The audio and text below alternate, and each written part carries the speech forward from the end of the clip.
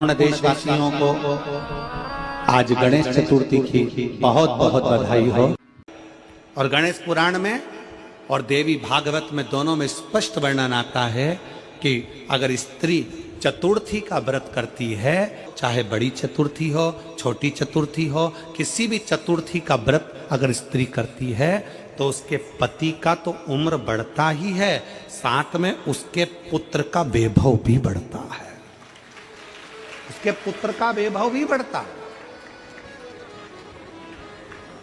उसकी संतान का सुख भी बढ़ता है। और जिस व्यक्ति ने अपनी जिंदगी में सरलता को प्राप्त कर लिया, समझ लेना कि वो उन्नति की सीढ़ी पर चढ़ना प्रारंभ कर लिया और वो उन्नति की ओर आगे बढ़े।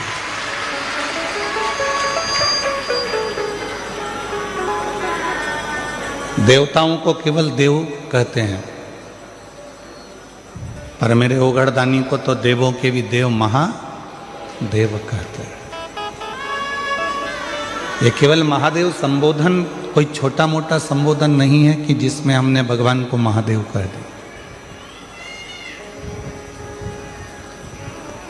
महादेव संबोधन वो संबोधन है कि सारे देवताओं के भी हृदय में जो निवास करते हैं। कोई भगवान विष्णु से जाकर पूछे कि आप किसकी आराधना करते हो, तो भगवान नारायण कहेंगे मैं शिव की आराधना करता हूं। कोई भगवान राम जी से जाकर पूछे कि आप किसकी आराधना करते हैं, तो भगवान राम कहेंगे मैं शिव की आराधना करता हूं। कोई भगवान कृष्ण से जाकर पूछे कि आप किसकी आराधना करते हो, तो भगवान कृष्ण कहेंगे मैं शिव की आराधना करता हूं। कोई आद्य शक्ति माँ दुर्गा भवानी जगत जननी अम्बा से जाकर पूछे, जगदम्बा से जाकर पूछे कि आप किसकी आराधना करते हो, तो कहेंगे मैं शिव की आराधना करता हूं। कोई परम शक्ति, कोई पितृ, कोई कुलदेव, कोई ग्राम देव, कोई स्थान देव से जाकर पूछे आप किसकी आराधना करते हो, तो सारे देवता कहेंगे हम शिव की आराधना करते हैं।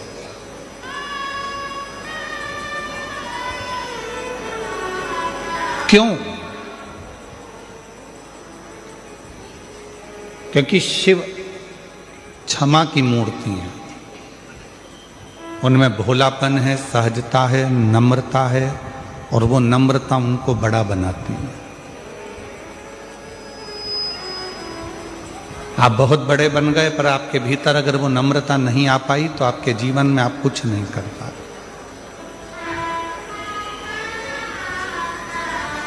आपकी जिंदगी में नम्रता, सहजता, सरलता ही आपके जीवन को सफलता देती है।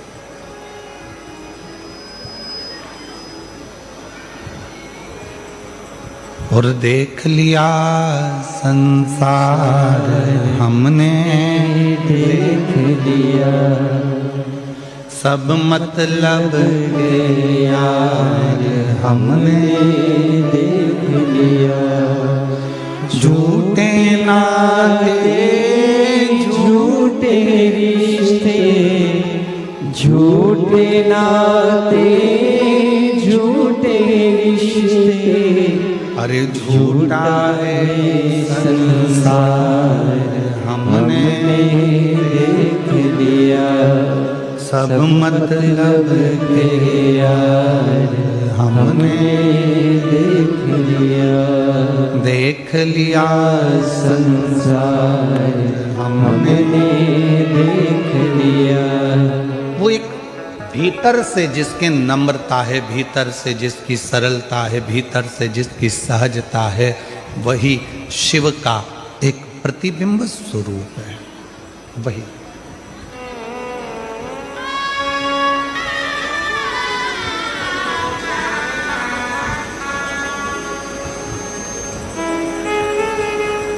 छोटू भाई, जब मिश्रा जी और सेंगर जी ये दोनों जब सीहोर पहुंचे थे शिव महापुराण की कथा लेने के लिए, तो हमने इनसे पूछा था कि कथा सूरत में इतना भीड़ आता है, इतनी भक्त आते हैं, और रात्रि में विश्राम करने वाले ज़्यादा आते हैं। छोटू भाई कभी मौका मिले तो आप लोग सब रात का आप तो दर्शन कर रहे होंगे, रात्रि को विश्राम करने वाले ज्यादा होते हैं, क्योंकि सबको मालूम है रात्रि विश्राम कर कर सुबह कथा सुनकर बाबा की मिट्टी को अपने शरीर में लगाकर बाबा से अपनी मनोकामना पूर्ण कर कर जाना सब। तो हमने मिश्रा जी से भी कहा, सेंगर जी से भी कहा कि भक्त बहुत आएंगे, कैसे व्यवस्था हो पाएगी, आप लोग कर लेंगे? तो इन्होंने कहा था आप कहते हो कि शिव जी किसी ना किसी रूप में आते हैं, तो छोटू भाई मिश्रा जी और सेंगर जी ने एक ही बात कही थी कि कहीं ना कहीं कोई ना कोई मिलेगा और शिव संभालेंगे। और मुझे लगता है आप ऐसे मिले इनको कि कहीं ना कहीं बाबा की कृपा से ये पवित्र कथा हो। मैं लड्डू गोपाल महाराज जी से भी, गौशाला के महाराज जी को भी कहूँगा, कहीं ना कहीं शिव की भक्ति हो।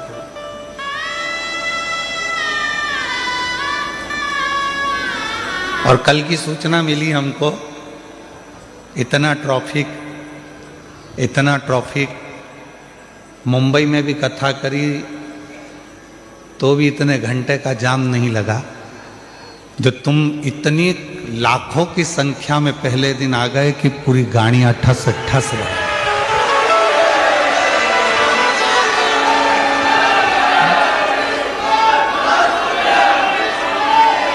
पूरी गाड़ियां ठस ठस भरा गई। पर एक निवेदन आप लोगों से कहेंगे, आप लोग अगर स्वीकार करेंगे तो, कि अपनी गाड़ियों को, चाहे मोटरसाइकिल हो, चाहे फोर व्हीलर हो, चाहे ऑटो हो, चाहे रिक्शा हो, उसको धीरे धीरे चलाओ, आराम से चलाओ। कथा में आए हो तो ये सोच कर जाओ कि हो सकता है कि 1 घंटे कथा ज़्यादा चल गई, इसलिए हमको घर पहुंचने में 1 घंटे की देरी रहेगी। पर धीरे धीरे आओ, थोड़ा स्लो चलो, हेलमेट लगा कर रखो, सीट बेल्ट बांध कर रखो और लक्ष्य ध्यान में रखो। थोड़ा धीमा धीमा आराम से जाओ, आराम से। एक होती है गाड़ी की चाबी, एक होती है बंगले की चाबी, एक होती है तिजोरी की चाबी, एक होती है फैक्ट्री की चाबी, एक होती है दुकान की चाबी, और एक होती है ऊपर छत पर जाने वाली दरवाजे की चाबी। इन सब चाबियों में सारी चाबियां जल्दी मिल जाती है। फैक्ट्री की चाबी भी आपको जल्दी मिल जाएगी, रखोगे जहां मिल जाएगी, और गाड़ी की चाबी भी जहां रखो वहां मिल जाएगी, लॉकर की चाबी भी मिल जाएगी, दुकान की चाबी भी मिल जाएगी। बस एक जगह की चाबी कहीं ना कहीं घूमती रहती है, वो छत की चाबी है, ऊपर जाने वाली चाबी। ये चाबी बड़ी मुश्किल से मिलती है, बड़ी मुश्किल। ढूंढते रहो, क्यों? छत की चाबी तुम्हारे पास है क्या? नहीं। छत की चाबी तुम्हारे पास है क्या? नहीं। छत की चाबी कहाँ रखी है जरा देखो। वो छत की जो चाबी होती है वो कहीं ना कहीं खो जाती है। उसी तरह संसार में, दुनिया में धन दौलत संपदा की चाबी तो कहीं पर भी प्राप्त हो सकती है, पर शंकर के पास जाने वाली चाबी खोई हुई है। उसको ढूंढना शिव महापुराण में है। उसको खोजने के लिए हम भगवान शंकर की अविरल कथा में आए। हम भगवान शिव की पवित्र कथा में उस चाबी को खोजने के लिए आए। उस चाबी,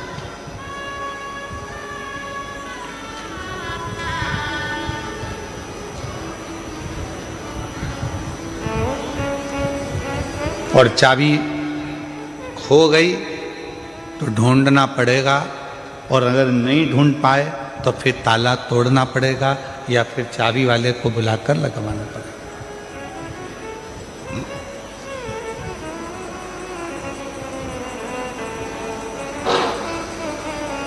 दुनिया के लोग कहते हैं कि शिव मिलेगा कैसे, शंकर कैसे प्राप्त हो?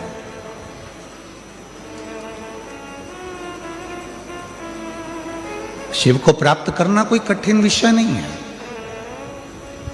एक लोटा जल लेकर जब आप अपने घर से भगवान शंकर के मंदिर की ओर जाएंगे, हृदय में शिव शिव श्री शिवाय नमस्तुभ्यम उच्चारण करते करते करते करते जब शंकर के भगवान के नजदीक में जाएंगे तो शिव कुछ ना कुछ आपको दिया होगा, इसलिए शंकर भगवान आपको अपनी ओर खींच ले, अपनी ओर।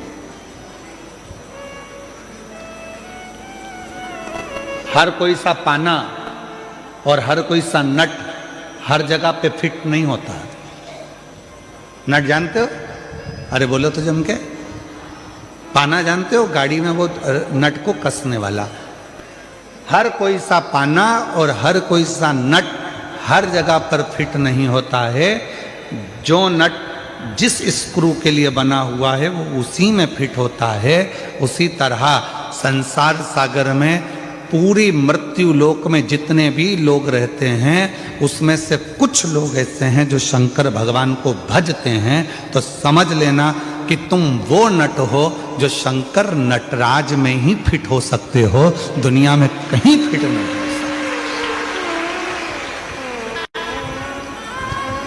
किसी की सामर्थ्यता नहीं कि आपको वो फिट कर दे।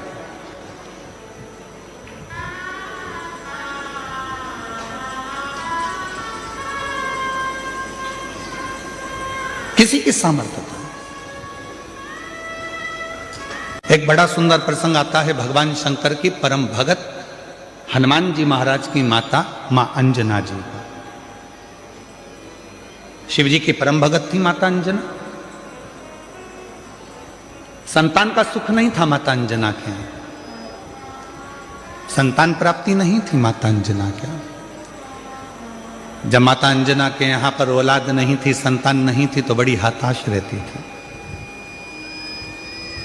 राजा केसरी ने यज्ञ करवाया तो भी माता अंजना के घर में संतान नहीं हुई।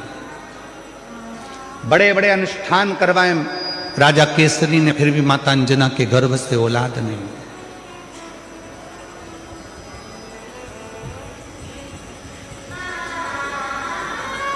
बहुत कठिन। यज्ञ करवाए, अनुष्ठान करवाए, साधना करवाई, व्रत करवाए, उद्यापन करवाए, पर अंजना के घर में मां अंजना के यहां संतान का सुख नहीं। सब कुछ करा और यही की यही तो भगवान कृष्ण के यहां भी हुआ था। भगवान कृष्ण की 16,108 रानियां और 16,108 रानियों से जब संतान नहीं हुई भगवान कृष्ण के यहाँ, तब भगवान कृष्ण ने गर्गाचार्य बाबा से पूछा कि मेरे घर में औलाद क्यों नहीं होती है, क्या कारण है, मेरे घर संतान नहीं है। भगवान कृष्ण ने गर्गाचार्य बाबा को बुलाकर पूछा तो गर्गाचार्य बाबा ने कहा, एक कृष्ण तुम एक एक रानी के साथ में 11-11 दिन तक शंकर भगवान के पार्थिव लिंग का पूजन करो तो तुम्हारे घर में औलाद जरूर होगी। और भगवान कृष्ण 16,108 रानियों के साथ में एक एक रानी के साथ में बैठकर 11-11 दिन तक शंकर भगवान के पार्थिव शिवलिंग का पूजन करा। तब भगवान शंकर प्रसन्न होकर वर दे दिए, हे कृष्ण तुमने अपनी रानियों के साथ 16,108 रानियों के साथ एक एक रानी के साथ अलग अलग बैठकर मेरा 11-11 दिन तक पूजन करा है। मैं तुम्हें वर प्रदान करता हूं कि तुम्हारी एक एक रानी से 11-11 संतान होगी। और भगवान शंकर की कृपा से भगवान कृष्ण के घर में 1,77,186 बच्चे हुए। ये शिव की कृपा से। 10 छोरा 1 छोरी, 10 लड़का 1 लड़की, 10 दीकरा 1 दीकरी, और महाराष्ट्र में कहते 10 मुलगा 1 मुलगी। शिव की कृपा से।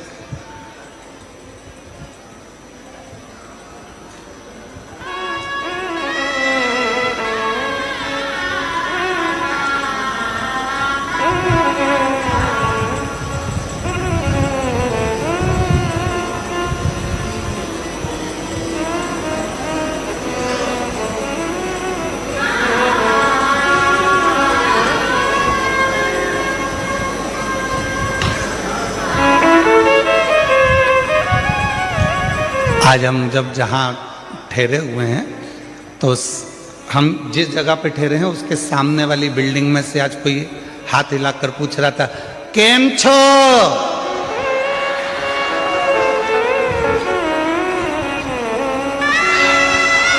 हमने कहा मजा में।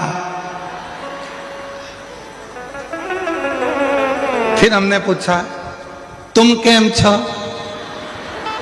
तो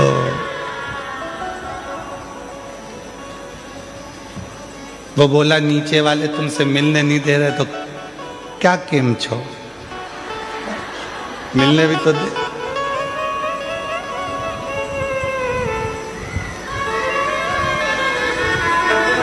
अंजना माता ने अपने पिताजी से कहा, गौतम ऋषि से, पिताजी मेरे घर में औलाद नहीं है, संतान नहीं। गौतम ऋषि ने माता अंजना को भगवान शंकर की भक्ति में लगा दिया। शायद पूरी दुनिया में एक माता अंजना शंकर भगवान की ऐसी भक्त हुई जो अपने पिता के कहे अनुसार शिव की भक्ति में ऐसी डूबी कि शिव के सिवा उन्हें कुछ दिखता ही नहीं था। देवाधिदेव महादेव के सिवा उनको कुछ नजर ही नहीं आता था। भगवान शंकर की भक्ति में माता अंजना इतनी डूब गई कि शिव शिव शिव शिव शंकर शंकर, शिव के सिवा कुछ नजर ना हो। और किसी ने पूछा एक बार कि महाराज जी बताओ शंकर के गण कैसे होते हैं? तो हमने कहा शिव के गण ऐसे ही होते हैं। स्वप्न में भी भगवान शंकर की कथा दिख रही हो, स्वप्न में भी शिवलिंग का दर्शन हो रहा हो, गाड़ी से भी जा रहे हो तो पेड़ के नीचे कोई शिवलिंग नजर आ रहा हो, 4 व्हीलर गाड़ी से बैठ कर जा रहे हो तो शंकर भगवान का मंदिर नजर आ रहा हो। जाना था शॉपिंग मॉल में और रास्ते में कहीं शंकर का मंदिर दिख गया और उसको देखकर तुमने हाथ जोड़ लिए, समझ लेना कि तुम भी शंकर भगवान के गण हो, कोई दूसरे नहीं। सब में शिव दिख रहा, हर एक में शंकर नजर आ रहा, हर एक जगह शिव नजर आ रहा।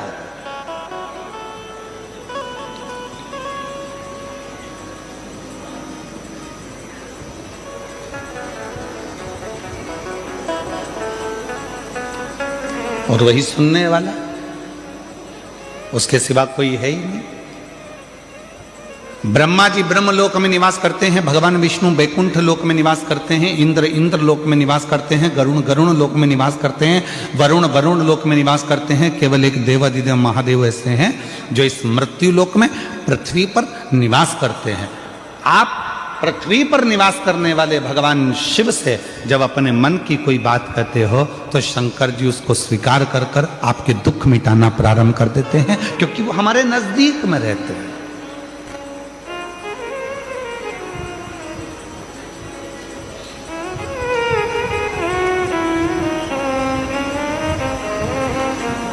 इसीलिए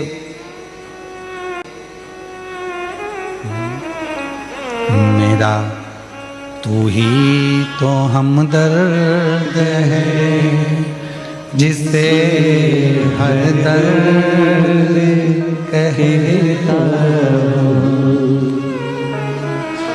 दुनिया के आगे प्रभु चुपचाप मेरे हो, दुनिया के आगे प्रभु चुपचाप मेरे हो। मेरा तू ही तो हमदर्द है जिसे हर दर्द कहता हो। मेरा तू ही तो हमदर्द है जिसे हर दर्द कहता हो। आया नजर ना कोई भी अपना जब मुझको दरकार थी, जब मुझको दरकार थी तब मेरे पथ का जीवन के रथ का तू ही बना सारथी, तू ही बना सारथी। भोले ने करी है कदम पे ये मेहरबानिया, मेरा तू ही तो हमदर्द है जिसे हर दर्द कहता हूँ, मेरा तू ही तो हमदर्द है जिसे हर दर्द कहता हूँ। किससे कहें? ब्रह्मा ब्रह्म लोक में रह रहे हैं, भगवान विष्णु वैकुंठ लोक में रह रहे हैं, इंद्र इंद्र लोक में रह रहे हैं, गरुण गरुण लोक में रह रहे हैं, वरुण वरुण लोक में रह रहे हैं, सब अपने अपने लोक में निवास कर रहे हैं। केवल एक 33 कोटि देवता में केवल एक देवता है, वो देव अधिदेव महादेव है, जो इस पृथ्वी पर रहता है और उससे जो कहा जाता है वो दिल से सुनकर हमारी झोली खुशियों से भर दे। एक देव और वह देव अधिदेव महादेव। बोल बम का नारा है, सारी समस्या का हल श्री शिवाय। केवल एक देव है और वह देव अधिदेव महादेव है, जो पृथ्वी पर रहते हैं, मृत्यु लोक में रहते हैं। कभी आपने शंकर भगवान को किसी सिंहासन पर नहीं देखा, कभी आपने शंकर भगवान को किसी ऊंचे स्थान पर नहीं देखा। शंकर भगवान को देखा तो एक पत्थर पर, एक पर्वत पर, एक पहाड़ी पर बैठे हुए देखा। क्यों? ये पहाड़ी, ये पत्थर, ये पर्वत सब मृत्यु लोक में हैं, इसलिए मेरा शिव भी इस पृथ्वी लोक में, मृत्यु लोक में रहता।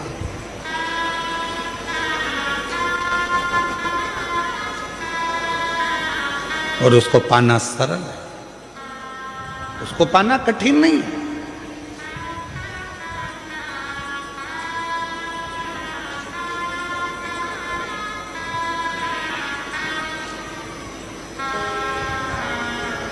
शिव कथा कह रही है, माता अंजना के घर में औलाद नहीं थी। गौतम बाबा ने उनको समझा दिया कि शिव की आराधना कैसे करना है। उन्होंने शंकर की आराधना करना प्रारंभ कर दिया। कोई साधारण भक्ति माता अंजना ने नहीं करी, शिव जी से लगन लगाकर बैठ गई। शंकर भगवान से अब केवल संतान नहीं, शंकर भगवान को तो अब ये विचार कर कर बैठी है कि मेरे घर में अगर औलाद हो तो शिव ही मेरे घर में संतान के रूप में जन्म। इतनी श्रेष्ठ भक्ति माता अंजना ने कर ली, इतनी प्रखर भक्ति माता अंजना ने कर ली।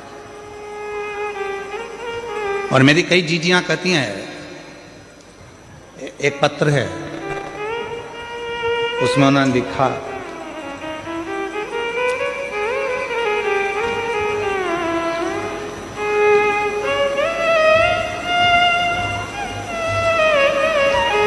मेरा नाम शोभा बेन है,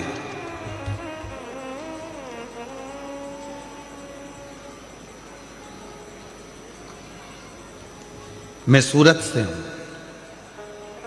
गुरुदेव कहीं बैठी हूं सूरत से, शोभा बेन। शादी के 27 साल निकल गए थे पर औलाद का सुख नहीं हुआ। 27 वर्ष शादी के निकल गए। सूरत से हैं शोभा बेन, अगर कहीं बैठी हों और बच्चों को लेकर आई हों तो व्यासपीठ पर लेकर आ सकती हैं। 27 साल शादी के निकल गए, संतान का सुख नहीं हुआ। शादी के 5 साल तक तो डॉक्टर को दिखाया, इसके बाद 10 साल तक पूरे देवी देवता ऐसा कोई नहीं बचा और ऐसा कोई डॉक्टर नहीं बचा जिसका इलाज ना करवाया। मुंबई से लेकर दिल्ली, दिल्ली से लेकर अहमदाबाद, सूरत, हर जगह पर IVF भी करवाया, वो भी सफल नहीं हुआ। डॉक्टर ने आखिरी में मना कर दिया कि तुम माँ नहीं बन सकती, तब आस छोड़ दी और आस छोड़ दी, अब विचार छोड़ दिया कि मैं कभी मां नहीं बन सकती। 27 साल के बाद पहली बार टीवी पर कुछ सीरियल देख रही थी और चलाते चलाते चैनल पर आपकी कथा आ गई और उसको सुना तो आपने शिव भगवान के पशुपतिनाथ व्रत और सफेद आंकड़े की जड़ का प्रयोग बताया, जो करा। फिर आपके मुंह से सुना कि पंडाल में बैठकर जो मांगा जाता है वो मिलता है। मैंने अपने पति से कहकर पंडाल में बैठकर दोनों ने रात्रि विश्राम कर कर शिव पुराण की कथा सुनी, वहां की मिट्टी को अपने पेट पर लगाई। डॉक्टर तो मना करे थे कि औलाद नहीं होगी, और बाबा की ऐसी कृपा हुई, हम 2 बार कुबरेश्वर धाम होकर आए, 2 बार पशुपति व्रत करे और 2 बार सफेद आंकड़े की जड़ का प्रयोग करा। बाबा की कृपा से 27 साल के बाद जुड़वा बच्चों ने जन्म लिया। हम बाबा को प्रणाम करने के लिए, बाबा को नमन करने के लिए। 27 वर्ष के बाद मेरे घर में बाबा ने किलका किया। किससे कहें? कहीं बैठी हो शोभा बेन सूरत से, अगर कहीं बैठी हो तो आ सकती। किससे कहो? मेरा तू ही तो हमदर्द है, जिसे हर दर्द कहता हो। आप किससे कहो? ब्रह्मा जी ब्रह्मलोक में बहुत दूर हैं, भगवान विष्णु बैकुंठ में है, इंद्र लोक में बैठे हुए हैं। हम अपना दर्द किससे कहने जाएंगे? हम अपना दुखड़ा किससे कहने जाएंगे? हम अपनी तकलीफें किससे कहने जाएंगे? हम हमारा कष्ट किससे कहने के लिए जाएंगे? तो सारे देवताओं ने अपना अपना स्थान चुना। आखिरी में शंकर भगवान को बुलाया गया और शिव जी से कहा, सारे देवताओं ने अपना अपना स्थान चुन लिया है, तुम कहाँ रहना पसंद करोगे? पृथ्वी पर कोई रहना नहीं चाहता। क्यों? क्योंकि दुनिया के लोगों के दुखड़े इतने ज़्यादा हैं, रोज आएंगे, रोज दुखड़ा रोएंगे, रोज आएंगे, रोज तकलीफ कहेंगे, तो कोई देवता पृथ्वी पर नहीं रहना चाहता। आप बताओ, आप कहाँ रहना चाहते हो? शंकर भगवान ने कहा, मैं पृथ्वी पर रहने को तैयार हूं, मृत्यु लोक में रहने को तैयार हूं। तो भोले बाबा आपको सबके दुखड़े सुनना पड़ेंगे, भोले बाबा आपको सबके दुखड़े सहना पड़ेंगे, आपको सबके दुखड़े सुनकर उनके दुखड़ों को समाप्त करना पड़ेगा। शंकर भगवान ने कहा, मैं पृथ्वी पर रहने को तैयार हूं और सबके दुखड़े सुनने को तैयार हूं और सबके दुखड़े समाप्त करने को तैयार हूं। मैं तैयार।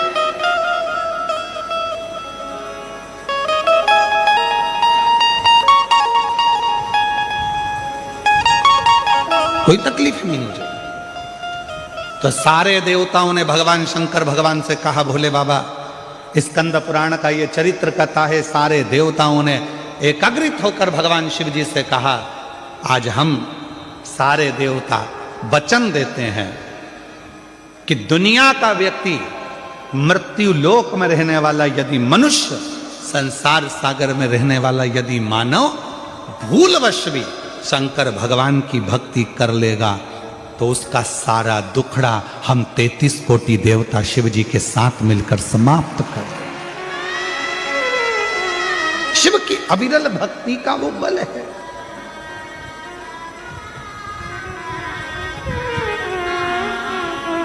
मेरा तू ही तो हमदर्द है, जिसे हर दर्द कहता हूं।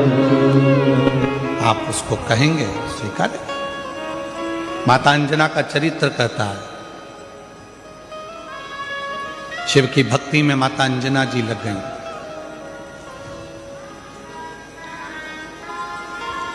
ऐसी मेरी माता अंजना ने भगवान शंकर की अविरल भक्ति करी, ऐसी भक्ति करी, परीक्षा ली। शंकर भगवान ने पार्वती जी को भेजा, भोलेनाथ जी ने जाकर कहो अंजना को कि क्या चाहिए, क्यों इतनी कड़क भक्ति कर रही हो, किस लिए? अंजना देवी के पास में पार्वती जी पहुंची और कहा, क्या चाहिए? अंजना ने कहा, मुझे संतान चाहिए। संतान? हाँ। कैसी संतान? तो कहा, जिस शंकर भगवान की मैंने पूजन करी है वही शिव मेरे पुत्र के रूप में जन्म ले, बस ऐसी ही मेरी कामना है, ऐसी ही मेरी कामना है, और कुछ नहीं।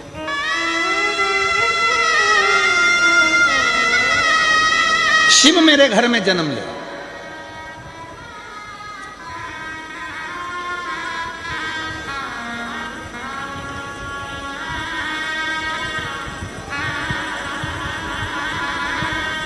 पार्वती जी ने शिव जी से कहा, अंजना माता चाहती हैं आप उनके घर में जन्म ले लो।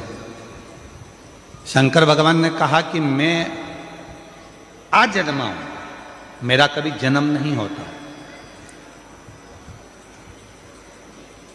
भगवान नारायण राम जी का रूप धर सकते हैं, भगवान नारायण कृष्ण का रूप रख सकते हैं, भगवान नारायण दत्त का रूप रख सकते हैं, भगवान नारायण कल्कि रूप रख सकते हैं, भगवान नारायण परशुराम स्वरूप धर सकते हैं, पर भगवान शंकर बोले कि मैं कभी अपना रूप नहीं रख सकता, मैं आजन्मा हूं, जन्म और मृत्यु से मैं परे हूं, इसलिए मेरा कोई दूसरा जन्म नहीं हो सकता। आपका दूसरा जन्म नहीं हो सकता तो फिर कुछ तो कृपा करो। तब भगवान शंकर भगवान ने कहा, तुम चिंता मत करो, अंजना के गर्भ से मेरा ही एक अंश प्रकट होगा, जिसका नाम स्वयं पवन पुत्र हनुमान होगा। लोग उसे हनुमान कहें। तुम क्यों चिंता करते हो? ठीक है प्रभु। और आया समय और माता अंजना के गर्भ से भगवान श्री हनुमान जी महाराज का प्रागट्य। पर हनुमान जी महाराज का प्रागट्य तो हुआ, पर शिव जी की एक लीला है, आपको मालूम है? देवता देते हैं पल्ला झाड़ कर और मेरा महादेव देता है छप्पर फाड़ कर। अभी तक अंजना माता के गर्भ से एक भी औलाद नहीं थी, पर भगवान शिव ने कृपा कर दी तो अंजना जी के गर्भ से भी 6 बच्चों ने जन्म लिया। आप लोग कथा में श्रवण करे हैं पूर्व में, हनुमान गतिमान रतिमान मतिमान वर्तिमान, ऐसे हनुमान जी के कई भाई हुए, कई भाई हनुमान जी के हुए। और हमने पहले भी कहा है, जिसकी फैक्ट्री ना चलती हो, बहुत दुकान ना चलती हो, तो हनुमान जी के पांव का थोड़ा सा सिंदूर लेकर, यदि उस सिंदूर को किसी भी फैक्ट्री या दुकान में हनुमान जी के छोटे भाई गतिमान के नाम से अगर एक बिंदी भी सिंदूर की रख दी जाती है, तो वो दुकान और फैक्ट्री भी झड़के से चलना प्रारंभ हो जाती है। गतिमान हनुमान जी के छोटे भाई, एक हनुमान जी के छोटे भाई हैं मतिमान। जब व्यक्ति डिप्रेशन में जाता है, एकाग्र चित्त नहीं रह पाता है, पढ़ने बैठता है पर एकदम मन नहीं लग पाता है, तो मतिमान का स्मरण किया जाता है, हनुमान जी के 3रे नंबर के भाई का, मतिमान। और कहते हैं एक दुर्वा यदि मतिमान के नाम से शंकर भगवान की शिवलिंग पर चढ़ा दी जाए और उसी दुर्वा को वापिस लेकर आया जाए, अंधेरा होने से पहले, सूर्य अस्त होने के पहले, शाम के प्रदोष के पहले, यदि उस दुर्वा को उस व्यक्ति को चबा चबा कर खिला दो, तो डिप्रेस हो रहा है, डिप्रेशन में है, चिंता में है, टेंशन में है, और उसका विवेक काम नहीं कर रहा, बुद्धि स्थिर नहीं हो पा रही है, या पढ़ने में मन नहीं लग पा रहा है, तो उसको आप एक दुर्वा मतिमान, हनुमान जी के 3रे नंबर के भाई मतिमान के नाम से अगर खिला देते हैं, तो उसकी बुद्धि केंद्रित होना प्रारंभ हो जाती है और वो डिप्रेस से हटना प्रारंभ हो जाता है, मन स्थिर होने लगता है। मतिमान।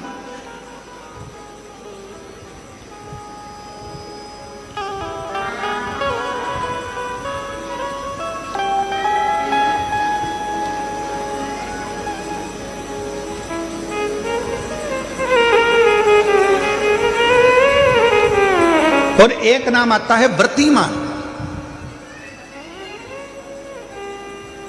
इसका प्रैक्टिकल तुम अभी यहीं से कर लेना, ठीक है? चलते चलते मालूम पड़े तुम्हारी पार्किंग यहां से आधा किलोमीटर दूर है, ठीक है? अरे बोलो तो जम के।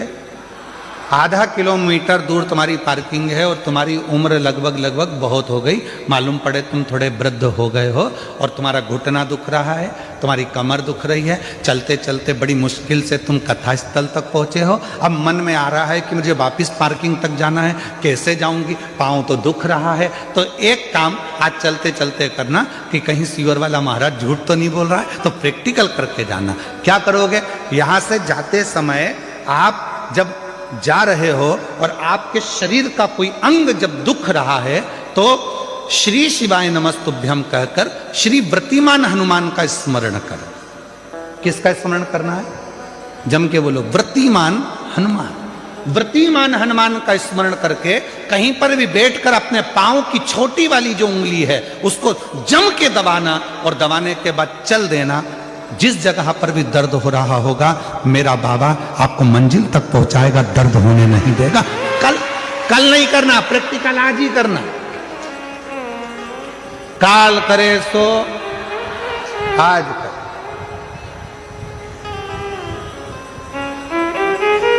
वृत्तिमान आज करेंगे गुरुजी, 3 महीने में फर्क दिखेगा। तुम तो आज की आज का बताओ ना कि आज की आज में फल कैसे मिले। तुम बिल्कुल तैयारी में बैठो। जाते जाते वर्तिमान हनुमान भगवान श्री शिवाय नमस्तुभ्यम का स्मरण कर कर एक ऊर्जा के साथ, ताजगी के साथ चलते जाओ। शिव थोड़ा बहुत नहीं देते, मेरे भगवान देते हैं चप्पल फाड़ कर। अब हनुमान जी महाराज का प्रागट्य हो गया, हनुमान जी महाराज आ गए, पूरे आनंद के साथ राम जी की सेवा करी। ये सारी कथा आप लोगों ने श्रवण करी है, रामचरितमानस में भी और शिव पुराण में भी और श्रीमद् भागवत में भी, कई जगह पर आपने इस कथा को सुना होगा। अब मूल कथा जो शिव पुराण की, स्कंद पुराण का मूल तत्व है, उसकी ओर हम बढ़ रहे हैं, जो बड़ी सुंदर कथा है। स्कंद पुराण के रेवा खंड की ये कथा, स्कंद पुराण के रेवा खंड में से इस कथा को दिया। स्कंद पुराण का रेवा खंड कथा है, हनुमान जी महाराज राम जी के साथ में लंका पर चढ़ाई कर दिए, विजय प्राप्त कर लिए, आ गए। पुष्पक विमान में बैठकर मां सीता को लेकर आ रहे थे। अब आइए मुख्य कथा, स्कंद पुराण शिव पुराण की वो कथा जो अपने अंदर अपने को उतार आ रहे हैं। राम जी बैठ गए पुष्पक विमान में, मां जानकी साथ में, विभीषण, हनुमान सब साथ में चल दिए। बीच में स्थान आया, हनुमान जी ने कहा प्रभु ये वो भूमि है जहां मेरी मां अंजना रहती है, जहां मेरी माता अंजना यहां रहती है, ये वो भूमि है। राम जी ने पुष्पक विमान को आदेश दिया, हे पुष्पक नीचे होइए, इस भूमि पर, अंजना माता की इस भूमि पर पुष्पक को रोका। हनुमान जी पुष्पक विमान से नीचे उतरे। हनुमान हमें तुम्हारी मां से मिलना है। जिस हनुमान ने लंका पर विजय प्राप्त करा दी, जिस हनुमान ने लक्ष्मण को संजीवनी बूटी ला कर दे दी, उस हनुमान जी की माता से मुझे मिलना है। हनुमान जी ने हाथ जोड़कर कहा प्रभु माता से तो मिला दूंगा, मना नहीं है, पर मेरी माता सबसे ज्यादा यदि आराधना और साधना करती है तो शिव की करती है। राम जी ने जो शब्द कहा, प्रत्येक व्यक्ति के दिल में वो शब्द छूना चाहिए। मेरे भगवान राम बोले, हनुमान जब किसी शंकर के भक्त का दर्शन होता है, शंकर तो कभी नहीं मिलते, पर शंकर का यदि कोई सही भक्त मिल जाता है तो समझ लेना कि शंकर का दर्शन उसी क्षण हो गया, उसी क्षण।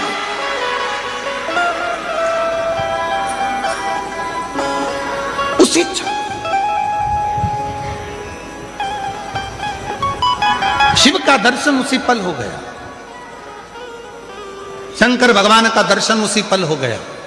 यदि कोई शंकर भगवान के भक्त का दर्शन कर लेता है, शिव भक्त का दर्शन कर लेता है, तो समझ लो कि शंकर भगवान का भक्त का दर्शन शिव का दर्शन। आप कौन है? क्यों लोग कहते हैं कि शिव महापुराण के कथा के पंडाल में जाकर बैठो और आपकी मनोकामना पूर्ण हो जाती है, कथा के पंडाल में जाकर बैठो शिव पुराण के और आपका मनवांछित फल प्राप्त हो जाता है। आखिर शिव महापुराण के कथा के पंडाल में ऐसा होता क्या है? उसका एक कारण है, इतने सारे शिव भक्त जिनको किसी ने गाड़ी नहीं भेजी, जिनको किसी ने टिकट का पैसा नहीं दिया, जिनको किसी ने बहुत सारे अच्छी जगह नहीं दी गई कि तुम यहाँ आराम से बैठना, यहाँ आराम से खाना, आराम से रहना, ऐसा नहीं। शंकर का भक्त अपने झोले में 2 पानी की बोतल, 1 बिछाने की दरी, 1 ओढ़ने का कंबल और अपना खाने का सामान साथ लेकर आता है, छाता साथ में लाता है और जहां मौका मिल जाए वहां बैठकर कथा सुनता है। अर्थात बिना लोभ, बिना लालच, बिना किसी व्यापार या व्यवसाय के वो शिव को समर्पित होकर आया है, शंकर का होकर आया है। इसलिए ऐसे भक्त का जब दर्शन होता है तो हमारी मनोकामना अपने आप पूरी होना प्रारंभ हो जाती है, पूरी।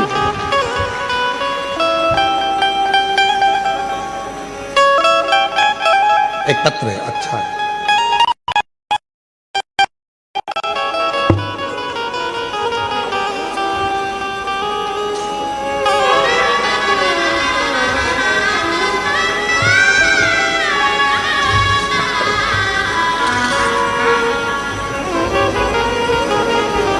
मेरा नाम मंगलाबेन पांडुरंग चौधरी है।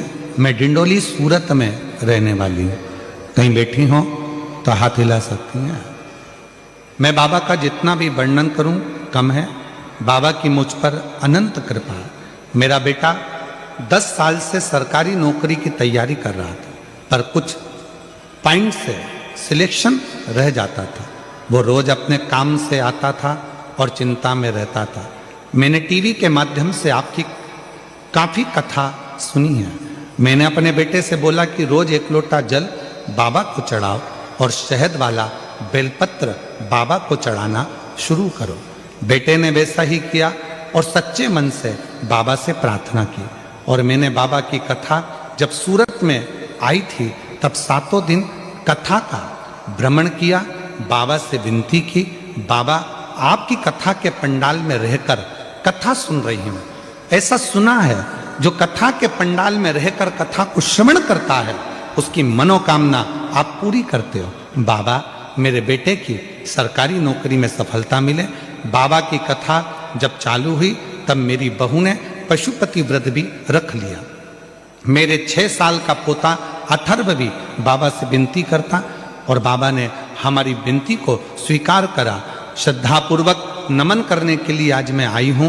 आज मैं बाबा को धन्यवाद देती हूँ कि मेरे बेटे का सिलेक्शन सरकारी नौकरी मिल गई है और मेरे बेटे का नाम सचिन पांडुरंग चौधरी है जो अहमदाबाद के सरकारी टीचर बन गया है। मैं बाबा को यहाँ प्रणाम करने के लिए आई हूँ, बाबा को नमन करने के लिए। अगर कहीं बैठी हो तो आ सकते। शिव को कहो, शंकर को कहो, वो सुनता है महाराज और हृदय से देता भी, हृदय से देता। शिव कथा कर रही है। हनुमान जी ने कहा ये मेरी माता अंजना का गांव है और माता अंजना यहां रहती हैं, पर वो शिव की परंपरा। राम जी ने कहा हनुमान जब किसी शंकर भगवान के भक्त का दर्शन होता है, शिव भक्त का जब कभी दर्शन होता है और वो शिव भक्त अपनी दृष्टि से हमको देख लेता है तो निश्चित है हमारे आधे से ज्यादा दुख उसी पल खत्म हो जाते हैं, समाप्त हो उसी क्षण।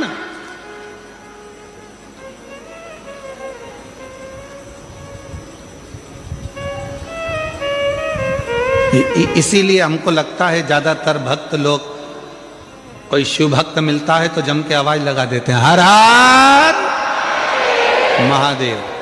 किसी मंदिर में जाकर लोग शोर नहीं मचाते। द्वारकाधीश के मंदिर में जाओ कोई शोर मचाता नहीं मिलेगा, जगन्नाथ जी के मंदिर में जाओ कोई शोर मचाता नहीं मिलेगा। जितने भी भारत की भूमि पर स्वामी नारायण आदि मंदिर हैं वहाँ दर्शन करने के लिए जाओ, कोई शोर मचाता नहीं मिलेगा। जितने भी बड़े बड़े मंदिर हैं, किसी मंदिर में कोई शोर मचाता नहीं मिलेगा। पर कभी भी कोई 12 ज्योतिर्लिंग में या शंकर जी का मंदिर आपके नज़दीक में है, वहाँ दर्शन करने जाओ तो लोग शोर मचाते जरूर मिलेंगे। कोई पीछे से खड़े होकर चिल्ला रहा, कोई जम के चिल्ला रहा हारा हारा, कोई कहीं से आवाज लगा रहा बम बम बोले। जहां मर्जी पड़ती है लोग वहां से आवाज लगाना चालू कर देते हैं, शोर मचाते हैं, चिल्लाते हैं।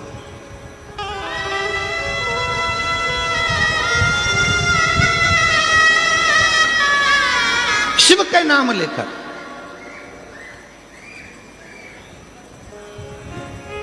आप में से कई लोगों ने श्रीमद् भागवत कथा सुनी होगी, आप में से कई लोगों ने राम कथा सुनी होगी, आप में से कई लोगों ने विष्णु पुराण सुनी होगी, आप में से कई लोगों ने देवी भागवत सुनी होगी। ना जाने कितने कितने पुराण शास्त्र आपने सुने होंगे। सारे पुराण और शास्त्र उठाकर देखिए, एक भी पुराण शास्त्र ये नहीं कहेगा कि किसी भी असुर ने, राक्षस ने शंकर भगवान को युद्ध के लिए ललकारा। जितने भी असुर ने ललकारा वो सबने भगवान को ललकारा, विष्णु जी को ललकारा, ब्रह्मा जी को ललकारा, इंद्र को ललकारा, युद्ध के लिए देवी को ललकारा।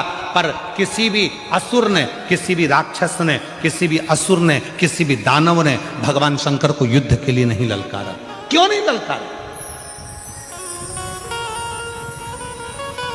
देवता तो देवलोक में रहते थे, भगवान विष्णु तो भगवान शंकर तो पृथ्वी पर रहते थे, तो यहां तो शंकर भगवान को ललकार देना था। पर शंकर भगवान को एक ने भी नहीं ललकारा।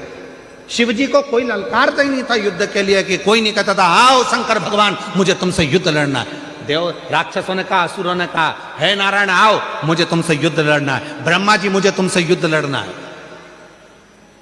इंद्र मुझे तुमसे युद्ध लड़ना है, हे शक्ति मुझे तुमसे युद्ध लड़ना है। सारे देवी देवताओं को असुरों ने ललकारा, पर शंकर भगवान को एक भी असुर नहीं ललकारता था। कारण क्या था? उसका एक कारण था कि जितने देवता थे, 33 कोटि देवता, जितने देवता थे, शंकर भगवान के पास में जैसे तुम्हारे घर में 15 सदस्य हैं या 5 सदस्य हैं या 6 सदस्य हैं, 9 सदस्य हैं, 10 सदस्य हैं, तुम्हारे घर में जितने सदस्य हैं, प्रत्येक सदस्य के पास में जैसे 33 कोटि देवता हैं और 33 कोटि देवता में एक देवता के पास में जितना बल है, एक देवता के पास में जितनी सेना है, स्कंद पुराण कहती है, लिंग पुराण कहती है, शिव पुराण कहती है कि 33 कोटि देवता और 33 कोटि देवताओं से अंदाजा लगाना कि एक देवता की गिनती में अगर हम लेते हैं तो ऐसे मिलाकर 33 कोटि देवता होते हैं और 33 कोटि देवता के 33 कोटि गण शिव जी के पास हैं। अब तुम घर जाके जरा अंदाजा लगाना कि कितने हो गए। मतलब शंकर भगवान के पास में 33 कोटि अगर देवता हैं तो 33 कोटि देवता के 33 कोटि कोटि गण हैं शिव जी के पास। शास्त्र कहता है शंकर भगवान के गण जब जम के चिल्लाते थे, एक साथ जब आवाज लगाते थे और जो चिल्लाकर दौड़ते थे, तो जितने भी असुर हैं उनकी धर्म पत्नियां जो गर्भ से होती थीं उनका गर्भ गिर जाता था और असुरों के कान में से रक्त बहना प्रारंभ हो जाता था। युद्ध की तो जरूरत ही नहीं पड़ती थी, गणों के चिल्लाने से ही असुर मर जाते थे, प्राण छूट जाते थे चिल्लाने से।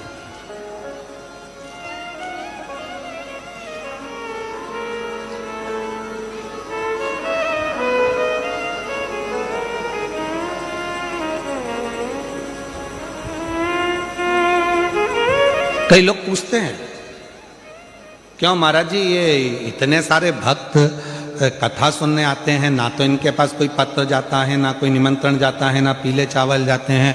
अगर कोई राजनेता को भी सभा करना पड़ती है तो गाड़ियां लगाना पड़ती है, गाड़ियां भेजना पड़ता है, तब लोगों को बुलाना पड़ता है। और साथ में बुलाओ तो बुलाओ, भोजन का टिफिन भी हाथ से दो और उनके लिए पूरी व्यवस्था करो, कुर्सी लगाओ, ये लगाओ, वो लगाओ, सम्मान दो, गाड़ी भेजो, घोड़ा भेजो, समय पे लाओ, समय पे छोड़ के आओ। पर ये शिवपुराण एक ऐसी कथा है जिसमें ना तो पीले चावल दिए जाते हैं, ना निमंत्रण दिया जाता है, ना किसी के यहाँ पत्र भेजा जाता है, ना किसी के यहाँ जाकर कहा जाता है। उसके बाद भी ये लाखों लाखों शिव भक्त अपने आप आ जाते हैं। उसका क्या कारण है? उसका एक कारण है, स्कंद पुराण कहती है, ये जितने शंकर के भक्त संसार में रहते हैं, ये शंकर भगवान के पूर्व में कोई रिश्तेदार रहे होते हैं जो शंकर की डमरू की आवाज सुनकर दौड़ पड़ते हैं और कथा में आकर बैठते हैं। शिव के गण है।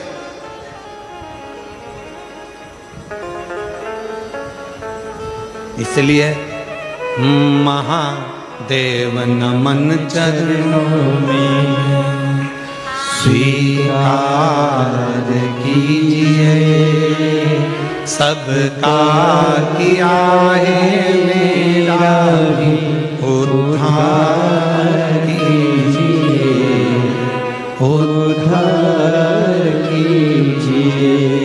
हे त्रिकुंडधारी, हे त्रिशूलधारी, हे त्रिपुंडधारी, हे त्रिशूलधारी। चरणों में तेरे बाबा जी पावन चारों धाम, तेरी देव करते वंदना, पूजे सीताराम। चरणों में तेरे बाबा जी पावन चारों धाम, तेरी देव करते वंदना, पूजे सीताराम।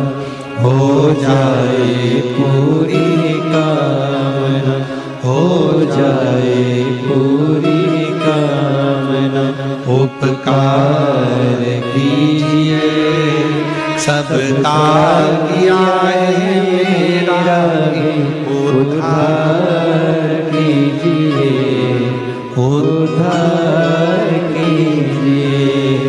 हे त्रिपुंडधारी, हे त्रिशूलधारी, हे त्रिपुंडधारी, हे त्रिशूलधारी।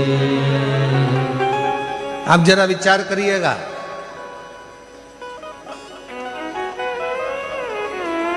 शिव के गण इतने प्रबल हैं, एक बार यदि जाग जाएं तो दुनिया में किसी की सामर्थ्यता नहीं है जो इनके आगे टिक जाए।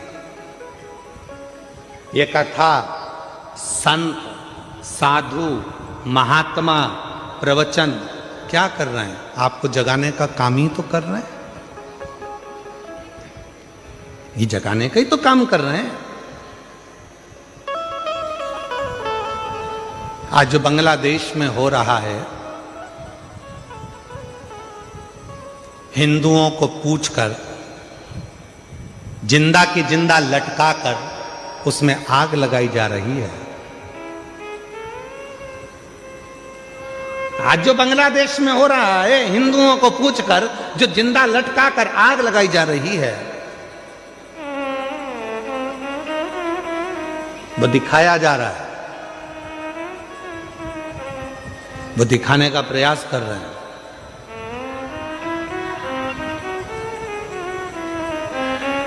कि जब हमारी संख्या बढ़ी तो हम तुम सबको ऐसे ही लटकाकर आग लगा देंगे। इसलिए मेरी जीजियों और मेरे जीजाओं और मेरी बेटियों, बेटाओं और मेरे बुजुर्ग माँ बाप, ध्यान रखना, एकजुट होना प्रारंभ हो जाओ और अपने सनातन को मजबूत करना प्रारंभ करो।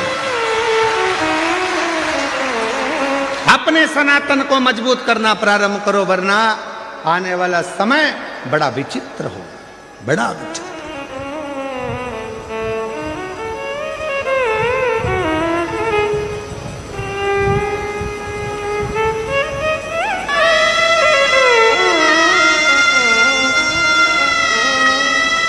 वो तो आपके गुजरात के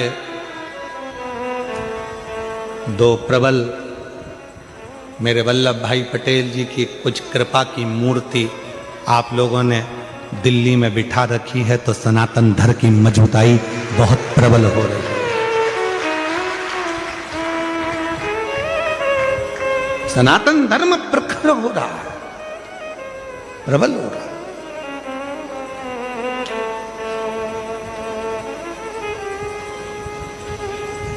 और उसकी प्रबलता आपको करना है। अंजना माता को देखो, अंजना माता की कथा को देखिए, अंजना माता के एक भाव को देखिए। भगवान राम कह रहे हैं, सुनो हनुमान, अगर शंकर भगवान का कोई भक्त, शिव की आराधना करने वाला, शंकर की साधना करने वाला, शंकर को भजने वाला, शंकर को स्मरण करने वाले, अगर उस शिव के भक्त का भी मात्र दर्शन हो जाए, जो शंकर को दिल में बिठाता है, वो हमको अगर एक बार देख भी लेगा तो हमारे दुख, हमारी तकलीफ, हमारा कष्ट मिट जाता है, हमारा दुख समाप्त हो जाता है।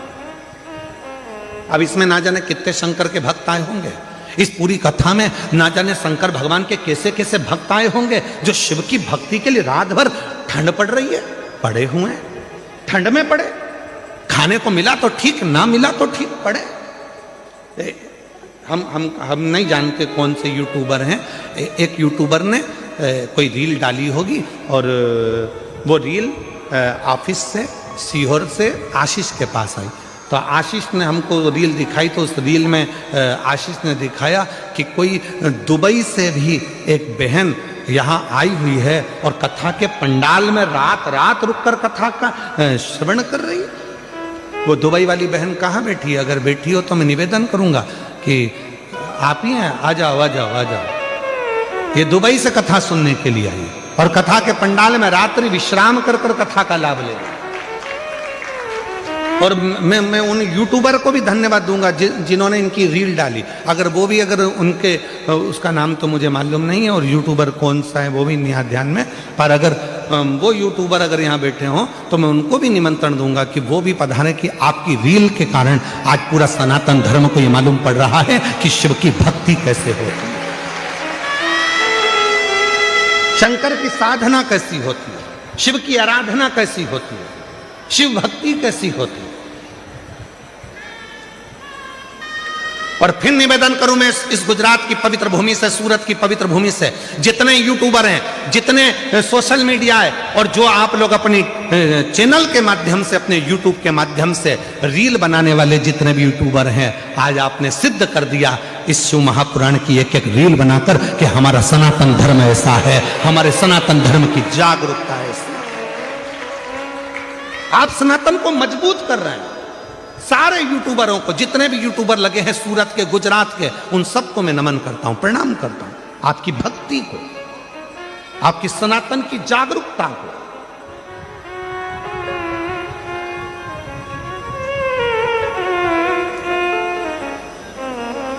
और महादेव नमन चरणों में स्वीकार लीजिए, सबका किया है मेरा भी उद्धार कीजिए, उद्धार कीजिए।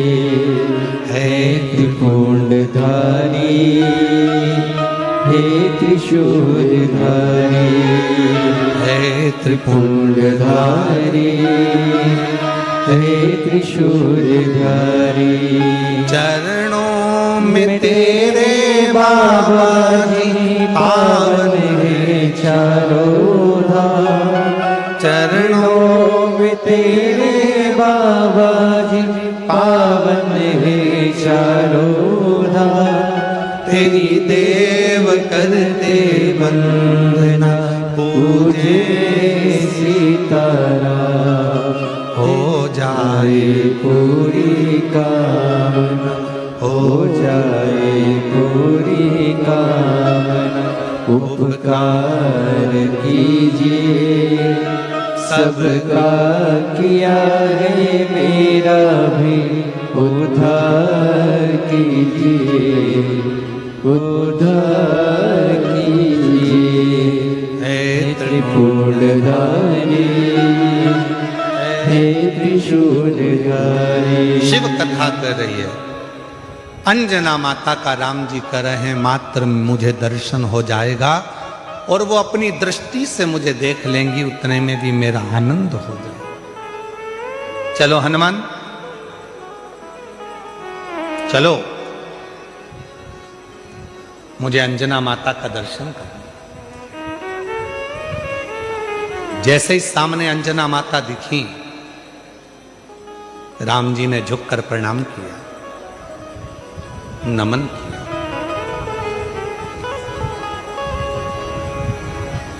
हनुमान जी ने कहा अंजना माता से, ये श्री राम है, ये इनके छोटे भाई लक्ष्मण जी हैं, ये माता जानकी जी हैं। सबको मिलाया। अंजना जी ने कहा कि हनुमान, घर में कुछ पाने के लिए नहीं, जाओ, अतिथि आए हैं, इनके लिए कुछ थोड़ा कंदमूल फल लेकर आओ, इनके लिए थोड़ा कंदमूल फल लेकर जाओ। अरे वाह वाह वाह। तेरी कृपा का क्या है भरोसा, कब किस पर हो जाए जरा सी हम पर कर दो, जरा सी हम पर कर दो। तेरी कृपा का क्या है भरोसा, कब किस पर हो जाए जरा सी हम पर कर दो, जरा सी हम पर कर दो। जिस पर भी हो गई तेरी कृपा करुणा, वो भव पार हुआ, भव पार हुआ। पापी हो चाहे जितना, उसका भी बाबा उद्धार हुआ, उद्धार हुआ। गिद्ध अजामन गणिका जैसे तेरे मन को भाए। बच्ची 2 दिन से रो रही है बाहर खड़े होकर, केवल उसको मिलना था। एक बार जोरदार ताली बजाओ, आज व्यासपीठ पे दौड़ के आई है। गिद्ध अजामन गणिका जैसे तेरे मन को भाए, जरा सी हम पर कर दो, जरा सी हम पर कर दो। तेरी कृपा का क्या है भरोसा, कब किस पर हो जाए जरा सी हम पर कर दो, जरा सी हम पर कर दो। अच्छा अच्छा, बधाई आपको। इन्हीं भाई ने वो रील बनाई थी, और एक बार जोरदार ताली बजाओ। जो एक आए हुए यात्री को जनमानस तक पहुंचाने का प्रयास किया कि शिव भक्ति किसको कहते हैं।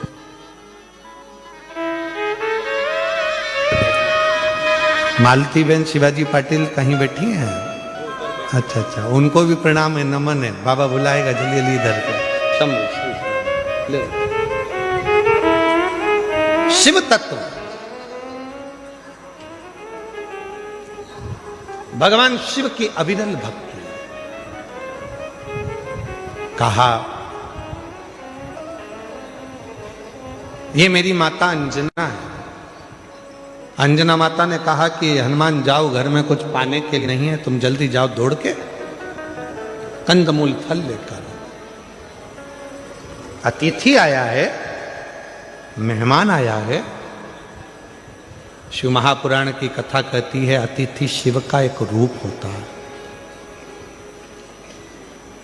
अतिथि शिव का एक रूप होता है। इसीलिए हमारे यहाँ सनातन धर्म में कहा, शिव महापुराण की कथा के पंडाल में अगर कोई रात्रि रुककर कथा का इंतजार कर रहा है, सुबह स्नान आदि कर कर भगवान शिव की कथा के लिए बैठा हुआ है, इंतजार में डूबा हुआ है, वो कोई साधारण नहीं है, स्वयं मेरा देव अधिदेव महादेव है, शिव है। इसलिए मेरी जीजियों, प्रयास करा करो अपने घर से। अब गुजराती भाषा में तो क्या, गुजरात के लोग तो वैसे भी खाने में और खिलाने में बड़े होशियार होते हैं, और उसमें भी सूरत के।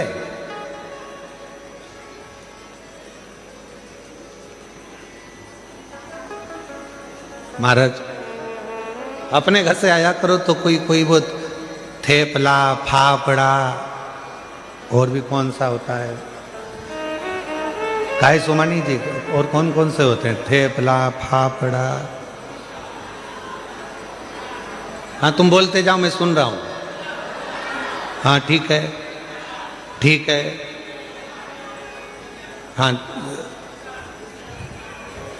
कल मंगवा के रखूंगा सब यहीं पर। तो निवेदन है, घर से आया करो तो थोड़ा थोड़ा लेकर चला करो, अपने लिए नहीं, जो अपने आसपास में बैठे उसका मुख झूठा कराने के लिए मेरा शिवनगर में आया है, मेरा शंकर, मेरा भोले बाबा, मेरा शिव, और मेरा शंकर ना जाने किस रूप में कब तुम्हारे सम्मुख में आकर बैठ गया, और उसकी कृपा आप पर हो, ये भाव लेकर मुख झूठा।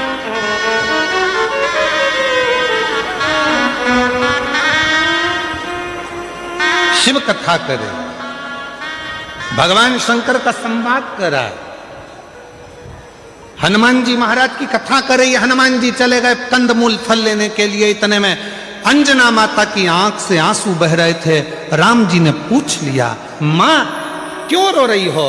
अंजना माता ने कहा, मेरे रोने का कारण केवल एक है, आज मेरे बेटे हनुमान ने मेरे दूध को लज्जित कर दिया।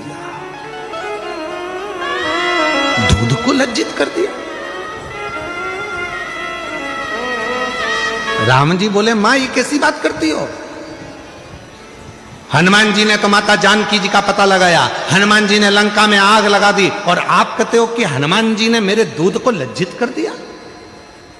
अंजना माता बोली, रे राम, हे प्रभु, हनुमान भूल गया कि किस माता का दूध पिया था उसने। आज मुझे बड़ा दुख है जो मेरे बेटे हनुमान ने मेरे दूध को लज्जित कर दिया। क्यों मां ऐसे शब्द क्यों कह रही हो? राम जी कह रहे, ऐसे शब्द क्यों बोल रही है? क्या बात है? अंजना माता ने कहा, इसलिए बोल रही हूं कि आपको अयोध्या से आकर सीता जी को लेने के लिए लंका जाना पड़ा। मेरे बेटे हनुमान को मैंने जो दूध पिलाया था, वो दूध इतना प्रबल था, हनुमान चाहते तो तुम्हें लंका तक जाने की जरूरत नहीं पड़ती, सीता को लंका को उठाकर लेकर अयोध्या में आते।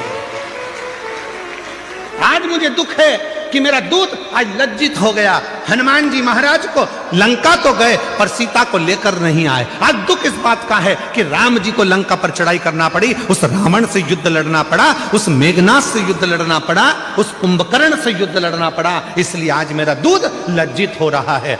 हनुमान को तो जाना था, पूरी लंका को उठाकर लाकर अयोध्या में रख देना था, तो मैं गौरवान्वित होती, तो मुझ में गौरव होता। राम जी, आप नहीं जान पाएंगे कि इस माता ने जो दूध पिलाया है वो साधारण नहीं है। इस माता ने जो दूध पिलाया है वो साधारण नहीं है। छत्रपति वीर शिवाजी महाराज का एक प्रसंग याद आता है। एक किले से दूसरे किले पर जीजाबाई माता देख रही थी। छत्रपति वीर शिवाजी की माता जीजाबाई ने सामने देख रही थी और उस सामने के किले पर भगवा नहीं था, दूसरों का ध्वज लगा हुआ था। तब माता जीजाबाई जब देख रही थी तो उन्होंने शिवाजी से बुलाकर कहा, शिवा, ये सामने के किले पर मेरा भगवा लहरा नहीं रहा। शिवा कहते हैं, मां, उनके पास सेना ज्यादा है, हम आक्रमण नहीं कर पा रहे।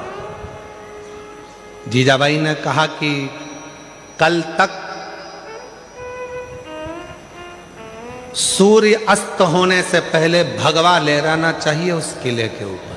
मां, सेना नहीं है इतनी हमारे पास, वो आप कर रही हो कि भगवा लहराना चाहिए। जीजाबाई ने कहा, छत्रपति वीर शिवाजी से वो किला सेना से नहीं मिलता, वो किला सीने में जब शिव बैठता है और शिवा जागता है तो भगवा आराम से लहरा सकता है। सीने में भगवा है और सीने में शिव है तो वो सेना भले ना हो, शिवाजी जाए और भगवा लहरा कर आए। छत्रपति वीर शिवाजी ने जितनी सेना थी उसी का साथ पकड़कर जो किले पर चढ़ाई करी और मां जीजाबाई के सामने उस किले पर भगवा लहरा गया। ये वीरता होना चाहिए, ये वीर।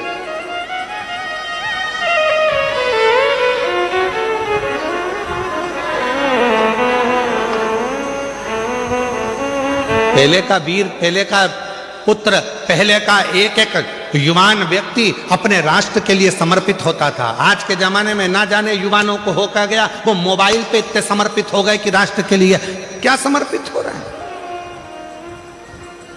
वो मोबाइल पर इतने समर्पित हो गए। रात को 11-11 बजे तक तो मिस यू और विथ यू ही होता रहता है। एक शब्द और होता है, वो मैं लिख नहीं रहा हूं और ना बोल रहा हूं। कहां गया?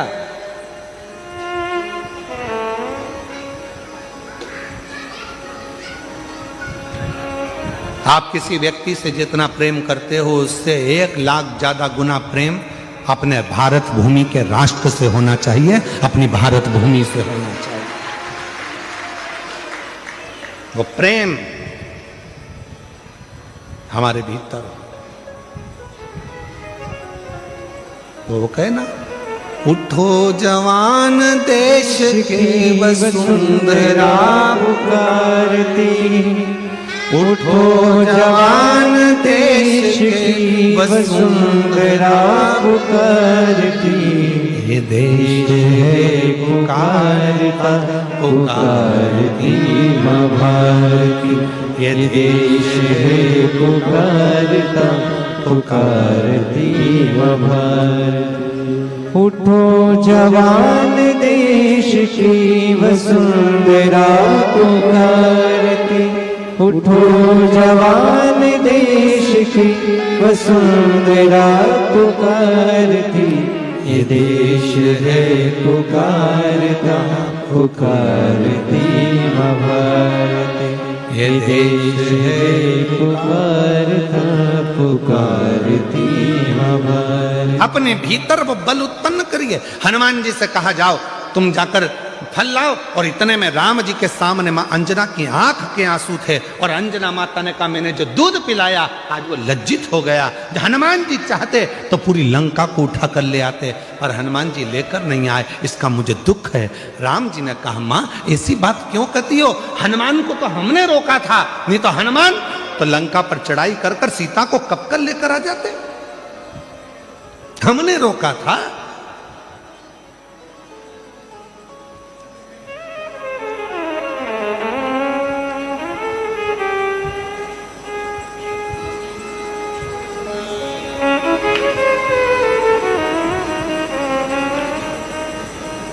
और महाराज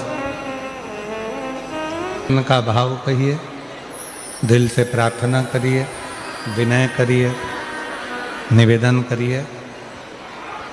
जहाँ जगह मिले वहाँ बैठकर बाबा को अपने मन का भाव कहें। बहुत दूर दूर से आप लोग आए हैं, बाबा देवादिदेव महादेव को अपने मन का भाव कहने के लिए, प्रार्थना करने के लिए दिल से बाबा को नमन करिए, भाव से कहिए, प्रार्थना करिए, विनय करिए, निवेदन करो। ये कथा जो चल रही है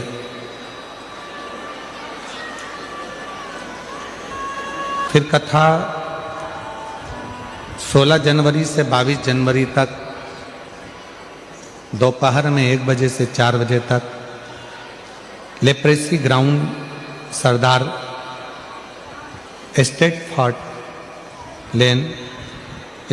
लेन आजवा रोड बड़ोदरा गुजरात बड़ौदा में होगी, जहां कथा का समय 1 बजे से 4 बजे तक रहेगा। 16 से 22 जनवरी तक बड़ौदा वालों को बहुत बहुत बधाई, जो बड़ौदा के क्षेत्रवासी इस पवित्र कथा को श्रवण कर सकेंगे। फिर कथा 27 से 31 तारीख तक 5 दिवसीय प्रयागराज में माघ मेले में कथा चलेगी सतुआ बाबा शिविर में 1 बजे से 4 बजे तक। ऐसे ही कथाओं का क्रम निरंतर चलेगा। 14 फरवरी से 20 फरवरी तक रुद्राक्ष महोत्सव है। आपके मायके में सब पधारो, बाबा के रुद्राक्ष महोत्सव का आनंद लें और अपने जीवन को धन्य बनाएं। जैसा नियम है रुद्राक्ष महोत्सव का कि रुद्राक्ष उत्सव के 1 महीने पहले से रुद्राक्ष वितरण बंद होता है, जो 1 महीने बाद तक बंद रहता है, क्योंकि रुद्राक्ष महोत्सव की तैयारी करना पड़ती है। इसलिए जो रुद्राक्ष वितरण सीहोर में चल रहा है वो 15 जनवरी तक चलेगा और 15 जनवरी को रुद्राक्ष वितरण बंद होगा, जो 15 मार्च तक बंद रहेगा। तो जो रुद्राक्ष लेने वाले हैं वो 15 जनवरी के पहले आप जाकर रुद्राक्ष ले सकते हैं। फिर वापिस जब रुद्राक्ष उत्सव हो जाएगा तब 15 मार्च के बाद फिर वापिस रुद्राक्ष वितरण, जो रुद्राक्ष उत्सव में रुद्राक्षों को सिद्ध किया जाता है, वही वापिस 15 मार्च के बाद वितरण प्रारंभ हो जाए। 2 महीने तक रुद्राक्ष वितरण बंद रहता है रुद्राक्ष महोत्सव के समय पर, क्योंकि बाबा की आराधना साधना होती है। जो अंदर शिवलिंग है वहाँ रुद्राक्षों का पूजन अर्चना स्मरण रहता है। ऐसे ही कथाओं के क्रम निरंतर चल रहे हैं। एक भोपाल में हमारे भतीजे पंडित श्री शिवम जी मिश्रा जी के मुखाग्रविंद से 25 जनवरी से 31 जनवरी तक श्रीमद् भागवत कथा है 1 बजे से 4 बजे तक। शिवनगर शिव मंदिर करोंद भोपाल में, वहाँ श्रीमद् भागवत कथा पंडित शिवम जी मिश्रा जी द्वारा भतीजे द्वारा रहेगी। ऐसी पवित्र कथाओं के लाभ आप और हम ले रहे हैं। भाव से बाबा को अपने मन की बात कहेंगे, दिल से प्रार्थना करेंगे। और हमारा आप लोगों से निवेदन है बाबा से ऐसी प्रार्थना करना कि 10 तारीख को कथा पूर्ण हो, और जो कामना लेकर आप आए हैं बाबा ऐसी कामना पूर्ण करना कि 16 तारीख को हम बड़ौदा पहुंचकर अपना पत्र दें और बाबा से कहें कि हमारा कार्य पूर्ण हो। ऐसी बाबा को प्रार्थना करें, निवेदन करेंगे सब साथ में। जिसको आता है साथ में बोलेंगे। आपकी आवाज़ यहाँ तक पहुँचे, आपकी और हमारी आवाज़ देवादिदेव महादेव तक पहुँचे और सबकी कामना पूर्ण हो। दिल से बाबा को नमन करें।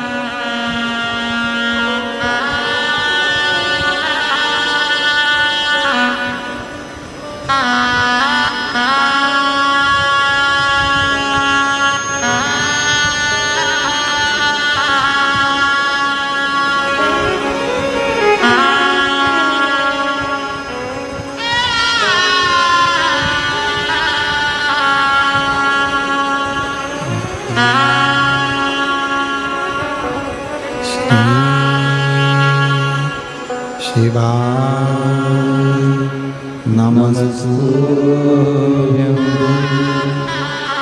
श्री शिवाय नमस्तुभ्यं श्री शिवाय नमस्तुभ्यं श्री शिवाय नमस्तुभ्यं श्री शिवाय नमस्तुभ्यं भोला सब दुख काटो हमारा ओ भोला सब दुख काटो हमारा शिव शंकर जपो तेरी माला भोले बाबा जपो तेरी माला भोला सब दुख काटो हमारा ओ भोला सब दुख काटो हमारा वेश है मंगल मंगलकारी वेश है मंगल मंगलकारी शमशान वासी हमारा शमशान वासी हमारा हो भोला सब दुख काटो हमारा हो भोला सब दुख काटो हमारा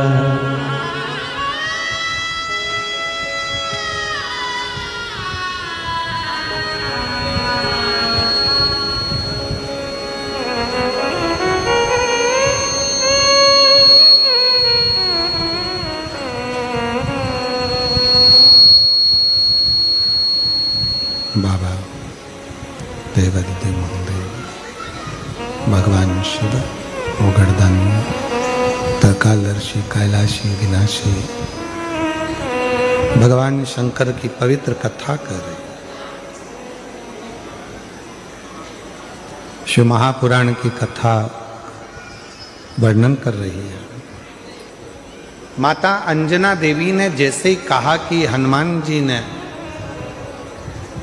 आपको लंका तक भेजा, हनुमान को तो चाहिए था कि पूरी लंका को उठाकर अयोध्या लेकर आ जाए।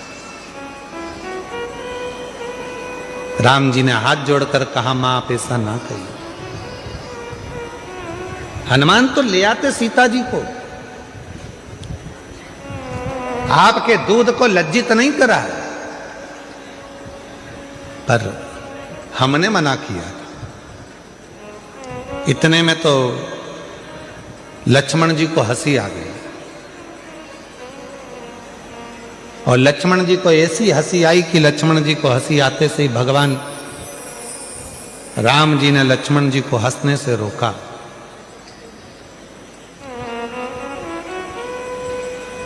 अंजना जी को ठीक नहीं लगा। जब बड़े बात कर रहे हों और उसमें अगर कोई बीच में यह उपहास करे तो ये श्रेष्ठता कहां है।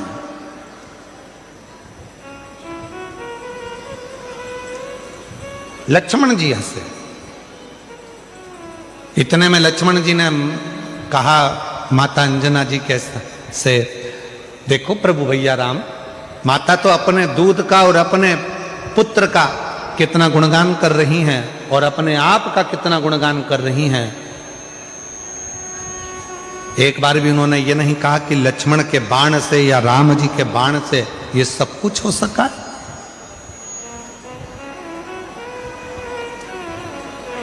सब कुछ नहीं कहा।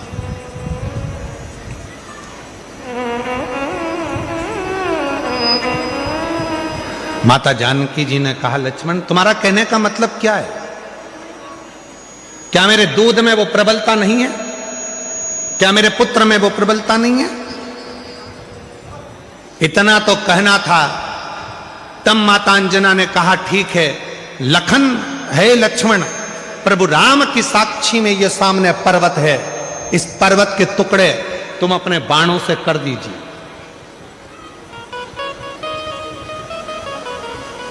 अंजना माता ने कहा, लक्ष्मण शिव की आराधना करी है और शिव की साधना करी है और शिव जैसे पुत्र को जन्म दिया है इस अंजना ने।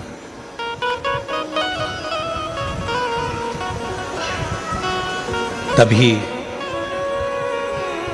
एक बाण लक्ष्मण जी ने छोड़ा, पर वो पर्वत के 2 भाग नहीं हुए और माता अंजना ने अपने दूध की एक धार उस पर्वत पर फेंकी, जिस पर्वत के 2 टुकड़े हो गए और गर्जना हनुमान जी के कानों में पहुंच गई।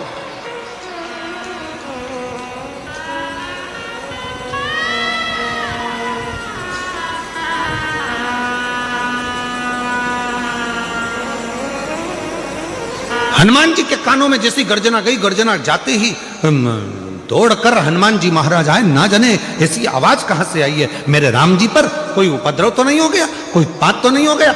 हनुमान जी महाराज भाग कर आए और हनुमान जी ने जो भाग कर आए और आते से ही जो देखा तो पर्वत के 2 टुकड़े थे जिसमें से दूध की धार बह रही थी। पूछा हनुमान जी ने, मां ये क्या हो गया? माता ने कहा, लक्ष्मण जी समझ नहीं पाए थे। लक्ष्मण जी ने अंजना माता के चरण पकड़ लिए। मां मैं जान नहीं सका कि एक माता के दूध में वो बल होता है कि अपने बेटे को जब वो दूध का पान कराती है तो बेटा उतना वीर उत्पन्न होता है, प्रबल उत्पन्न होता है, जो दुनिया का सारा कार्य कर सकता है। मां आज मैं लज्जित हूं, आज मैंने आप पर उपहास किया। हनुमान जी महाराज सामने थे, राम जी के मस्तक पर पसीने की बूंद थी, पसीने की बूंद।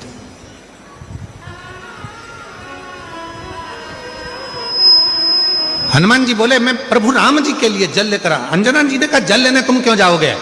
स्वयं मां नर्मदा जी का आह्वान किया माता अंजना ने, और मां नर्मदा जी कल कल करती बहती हुई आती हैं, और जो दूध की धार माता अंजना ने दी थी उस नदी से, दूधी नदी से माता अंजना के सम्मुख में नर्मदा मैया का संगम होता है, जहां पर भगवान राम जी ने जल का आचमन किया है।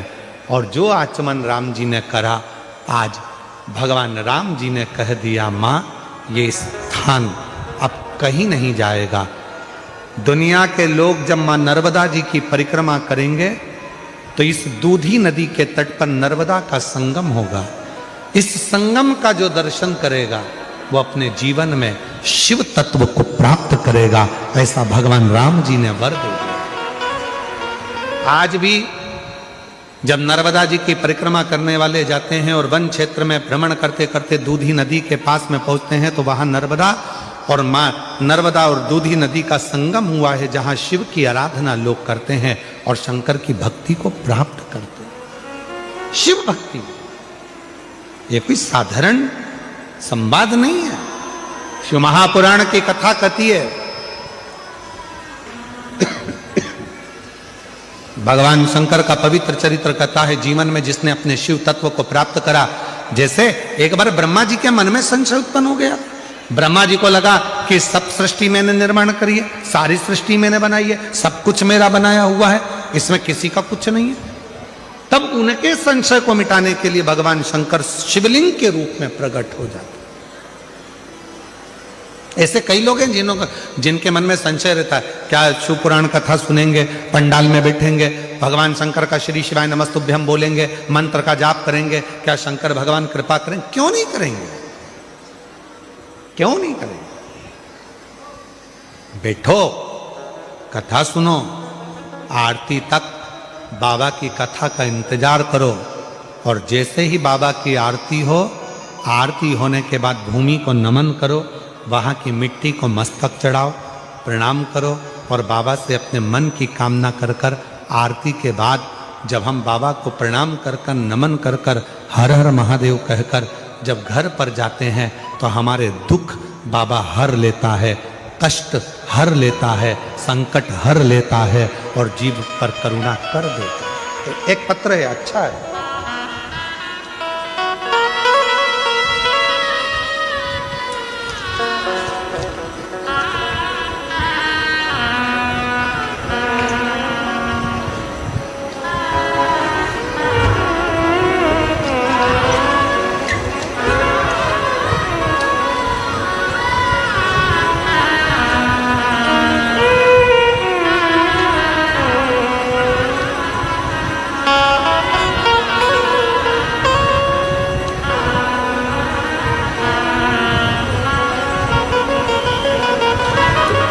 मेरा नाम मनीषा गणेश चौहान है।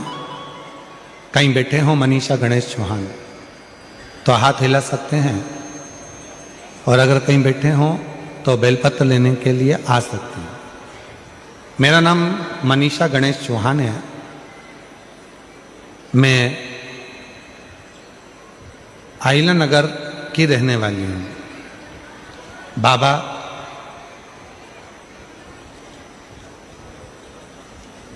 मुझे ब्लड कैंसर है और मुझसे डॉक्टर ने मुंबई जाने को कहा, नासिक जाओ। हम वहां पहुंचे, इलाज के लिए बताया गया कि 2 लाख रुपए लगेंगे। हमारे पास उतना धन नहीं था। बाबा तभी हम डॉक्टर को दिखा कर आ गए। थोड़ी सी दवाई उनसे कहा कि आप दे दीजिए, हम वो ले लेंगे। हमारे पास इतना धन नहीं कि हम कैंसर का इलाज करवा सके। वापिस लौट कर आए। तभी मेरे पति और मेरे पिताजी दोनों एक जगह पर खड़े थे तो किसी रिक्शे वाले ने आकर कहा कि क्यों रो रहे हो? कहा कैंसर हो गया है ब्लड का, और ब्लड कैंसर है और इतना पैसा भी नहीं है। रिक्शे वाले ने कहा एक सीवर वाला बाबा है, कथा करता है शिव पुराण की, 1 लोटे जल के बारे में बताता है। ज्यादा तो कुछ बोलता नहीं है पर 1 लोटा जल का कहता है, और उसके कुबरेश्वर धाम पे रुद्राक्ष मिलता है। वो रुद्राक्ष को पानी में गलाओ, शिव जी को जल चढ़ाओ, उस पानी को पिलाओ तो उससे आराम लगता है, ऐसा मैंने सुना है। ना जाने कौन रिक्शे वाला था, मेरे पापा को और मेरे पति को बताकर चले गया जो बाहर हॉस्पिटल के रो रहे थे। तभी मुझे घर छोड़ा और मेरे पापा और मेरे पिताजी मेरे पति दोनों ही सीहोर पहुंच गए। 1 नवंबर को रुद्राक्ष लेने सीहोर गए। 3 नवंबर को वो लेकर आए और हमने उसको गलाकर शिव को चढ़ाना और उसका पानी पीना प्रारंभ करा। बाबा आप कहते हो कि बेलपत्र नंदी के पास बैठकर शंकर की चढ़ी हुई बेलपत्र को खाओ। मैंने खाना प्रारंभ करा। बाबा से कहा बाबा हमारे पास में इतना धन नहीं है कि हम कैंसर का इलाज करा सकें। ये तो वो बीमारी है जिसमें पैसा लगता है, हम गरीब को कैसे दे दी बाबा, कुछ तो कृपा करो। हम नहीं जानते थे कि आपके रुद्राक्ष की इतनी महत्वता है सीहोर के, जिसका जल पीने से रोग मुक्त होता है। जल पीना प्रारंभ करा। दूसरी बार मुंबई में फिर वापिस पहुंचे डॉक्टर को दवाई दिखाने के लिए। डॉक्टर ने चेकअप करना प्रारंभ करा और रिपोर्ट निकाली तो रिपोर्ट में पता चला कि मेरे शरीर की सारी रिपोर्ट नील थी और मेरे शरीर में कोई कैंसर नहीं था। मैं बाबा को यहाँ प्रणाम करने के लिए आई हूँ, बाबा को नमन करने के लिए यहाँ पहुँची। कहीं बैठी हो? मेरा नाम मनीषा गणेश चौहान है। कहीं बैठे हो तो आ सकती हैं। एक पत्र और बड़ा सुंदर है। गुरुजी मेरा नाम रेखा सुनील जोशी है। मैं बारडोली बाबेन गांव की रहने वाली हूँ। मेरा मोबाइल नंबर ये है। मेरी शादी को 20 साल हो चुके थे पर मुझे संतान का सुख प्राप्त नहीं था। कहीं बैठे हो तो आ सकते हैं, और बच्चा हो तो उसको भी लेकर आ सकते हैं। संतान का सुख नहीं था। फिर मैंने आपकी कथा 2022 से सुनना चालू करा और मैंने 5 बार पशुपति व्रत किया। आंकड़े की जड़ का उपाय 5-6 बार किया। पर बाबा आप कहते हैं ना 1 लोटा जल सारी समस्या का हल। मैंने मंदिर जाना नहीं छोड़ा। जब मैं धूलिया गांव में आपकी कथा सुनने के लिए आई, पंडाल में बैठी और वहीं पर वहां की मिट्टी को मैंने अपने गर्भ में लगाना प्रारंभ करा। बाबा की ऐसी कृपा हो गई गुरुदेव। 16 अगस्त 2025 को बाबा की कृपा से 20 साल के बाद मेरे घर में पुत्र रत्न की प्राप्ति हुई है। मैं बाबा को यहाँ प्रणाम करने के लिए आई हूं। शिव शिव है, शंभु शंभु है। और एक पत्र और है बाबा।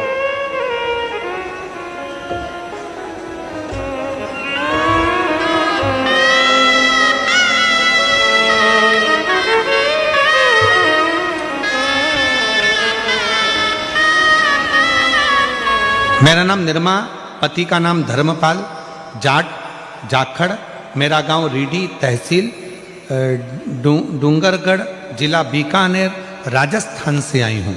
कहीं बैठी हो तो हाथ हिला सकती हैं, और अगर बैठी हो तो बच्चों को ला सकती हैं।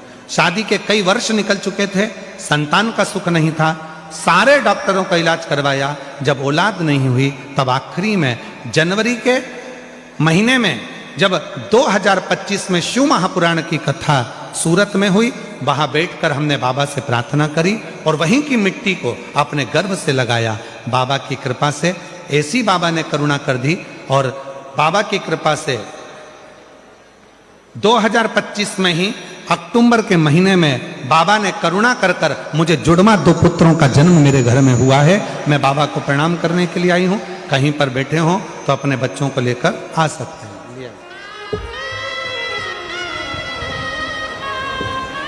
और शंभु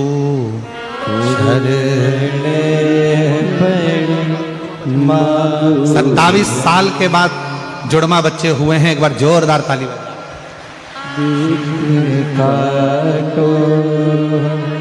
दया करीने दर्शन आपो, शंभु शरणे।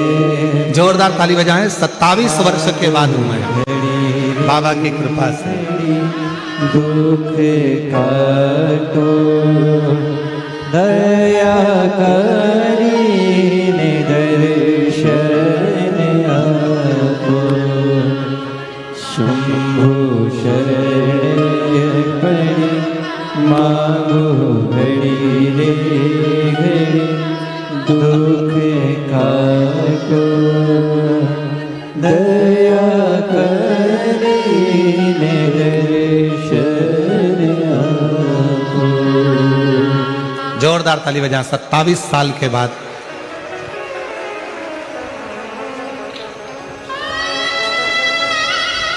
संतान की प्राप्ति हुई है।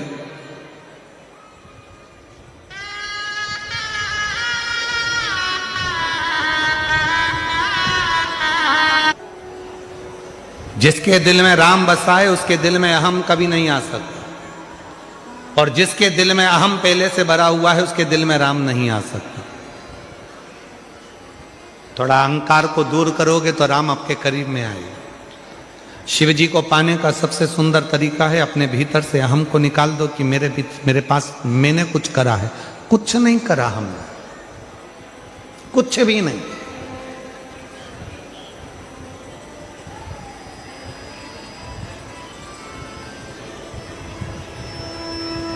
कुछ भी नहीं।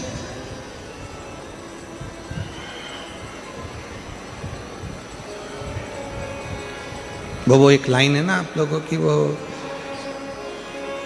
भौरे ने खिलाया फूल, फूल को ले गया राजकुमार। भौरे ने खिलाया फूल, फूल को ले गया राजकुमार। भौरे तू कहना न भूल, भूल मेरा हो गया इधर उधर। भौरे ने खिलाया फूल, फूल को ले गया राजकुमार। ये संसार में जन्म जिसने दिया है, जिसने संसार सागर में भेजा है, उसी ने हमको खिलाया है, उसी ने हमको वैभव दिया है, उसी ने आप और हमको धन दिया है, उसी ने हमको संपदा दी है, उसी ने समझने की बुद्धि दी है, उसी ने सब कुछ दिया है। अब आगे आपके ऊपर निर्भर करता है कि इस बुद्धि को, इस मन को, इस चित्त को आप हम में डुबोएंगे कि राम में डुबोएंगे। ये आपके ऊपर निर्भर, ये आपके ऊपर निर्भर करता है।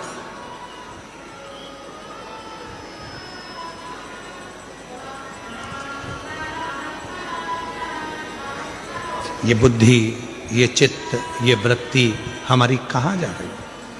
ब्रह्मा जी के मन में अहंकार आ गया, ये पूरी सृष्टि का निर्माण मैंने करा।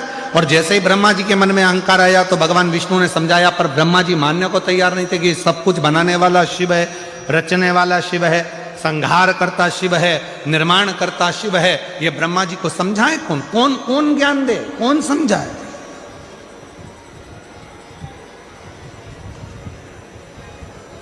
दो होते हैं, एक होते हैं विद्वान, दूसरे होते हैं विद्यावान। विद्वान को समझाना कठिन है, पर विद्यावान को समझाना सरल है। दो हैं। रावण को भी विद्वान कहा जाता है। रावण को कहते हैं लोग बहुत विद्वान है, बहुत विद्वान है, बहुत विद्वान है, पर रावण को कोई विद्यावान नहीं कहता। रावण को लोग विद्वान कहते हैं, पर विद्यावान रावण को नहीं कहा जाता। पर हनुमान जी को लोग विद्यावान, गुणी, अति चातुर, हनुमान जी को लोग विद्यावान कहते हैं। आ जाओ, विद्यावान कहते।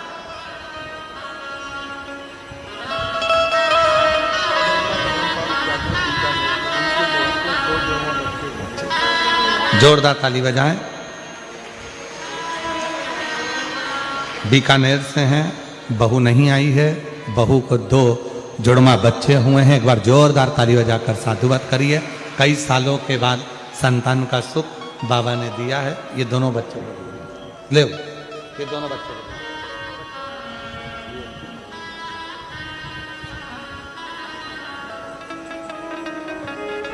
विद्यावान, गुणी, अति चातुर।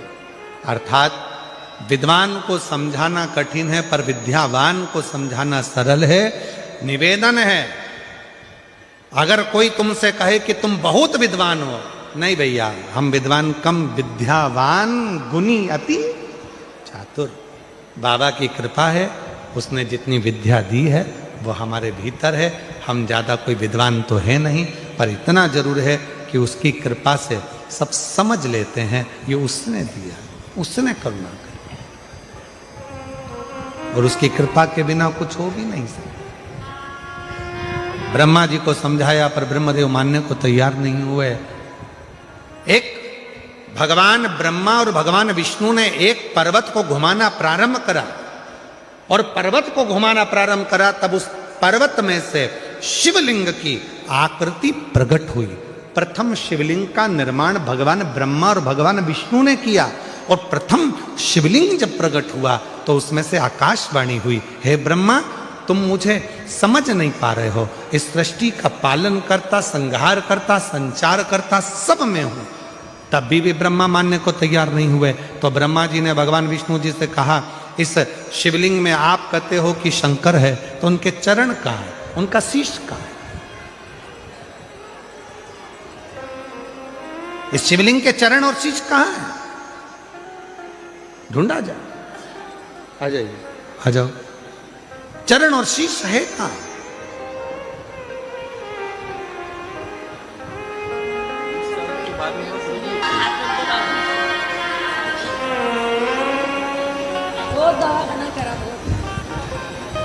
शिव कथा कर रही है। इस शिवलिंग के चरण कहाँ हैं? इस शिवलिंग का शीश कहाँ है? ढूंढो जरा। तब भगवान नारायण तो चरण ढूंढने के लिए गए, और भगवान ब्रह्मा जी शीश ढूंढने के लिए गए, पर भगवान नारायण ने पहले ही कह दिया था, चरण मिलने वाला नहीं है और ना ही शीश मिलने वाला है। ना चरण मिलेगा, ना शीश मिलेगा, दोनों नहीं मिले, स्वीकार नहीं किया, समझे नहीं। भगवान नारायण जब नीचे जाते जाते जाते जाते चरण को ढूंढ ना पाए तो वापिस आ गए। ब्रह्मा जी जाते जाते एक गौमाता को पकड़ कर लिया है। गौमाता से कहा, चलकर शंकर जी के सम्मुख में भगवान विष्णु से कह देना कि मुझे शीश मिल गया है, केतकी के पुष्प को लिया है, कह दिया, कह देना शीश मिल गया है। साक्षी में पूछा भगवान शंकर की, शिवलिंग की साक्षी में स्वयं भगवान ब्रह्मा जी ने विष्णु जी से पूछा कि आपको चरण मिला है? भगवान विष्णु ने मना कर दिया कि मुझे चरण नहीं मिला, मुझे चरण नहीं मिला। एक बार भगवान नारायण ने सत्य कह दिया तो आकाशवाणी हुई, हे नारायण आपने सत्य कहा है, इसलिए आज से पूरी पृथ्वी पर सत्य नारायण की पूजन पूरी दुनिया करेगी, क्योंकि आप सत्य बोले।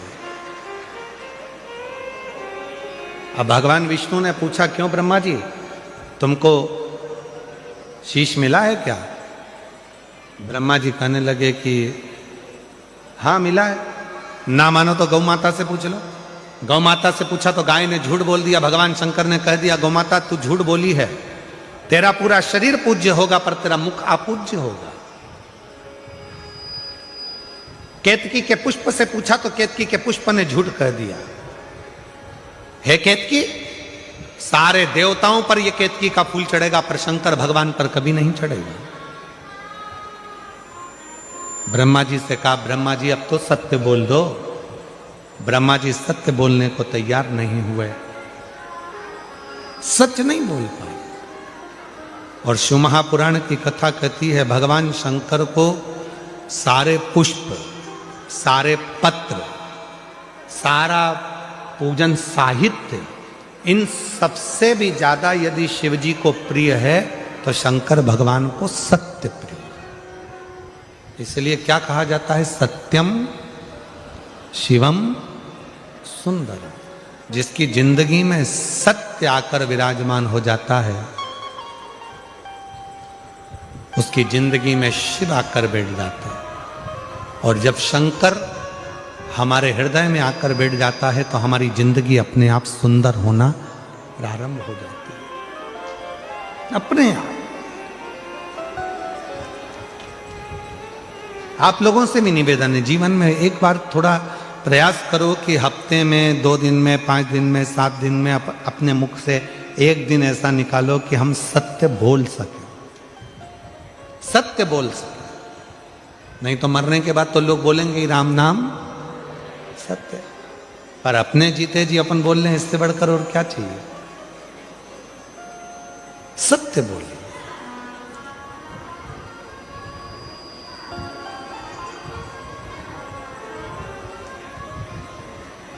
ब्रह्मा जी माने नहीं, फिर झूठ बोल दिए। शिव जी ने अपने पांव के अंगुष्ठ से नख तोड़ा, बाहर फेंका, काल भैरव को प्रकट कर लिया। काल भैरव से कहा, इस ब्रह्मा का सिर काट दो।